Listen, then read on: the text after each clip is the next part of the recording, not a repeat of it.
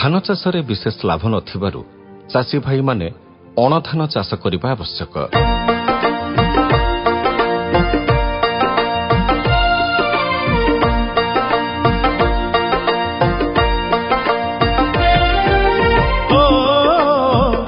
ଚାଷୀ ଭାଇ ହୋ ଚାଷୀ ଭାଇ ହୋ ହଳ ପଛରେ ବଗ ବଣି ହଳ ପଛରେ ବଗ ବଣି ହଳ ପଛରେ ବଗ ବଣି ପୋକ ଅଣ୍ଡା ଖାଆନ୍ତି ଆଣି ତଡ଼ିବନି ତାଙ୍କୁ ଏକଥା ଜାଣି ପୋକ ଅଣ୍ଡା ଖାଆନ୍ତି ଆଣି ତଡ଼ିବନି ତାଙ୍କୁ ଏକଥା ଜାଣି ଓ ଚାଷୀ ଭାଇ ହୋ।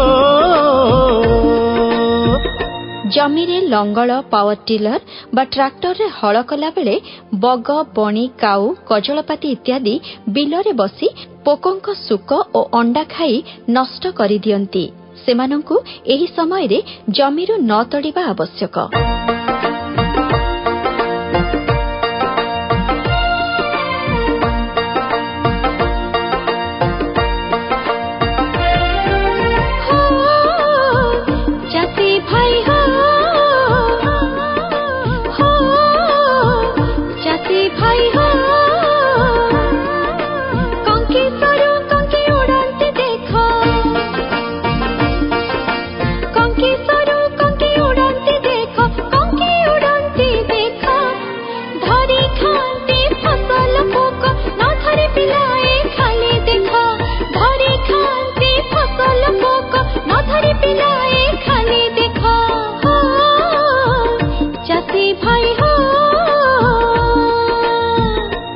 ଫସଲ ଉପରେ ଉଡୁଥିବା କଙ୍କି ସରୁ କଙ୍କି ଆଦି ପୋକ ହେଉଛନ୍ତି ଶିକାରୀ ପୋକ।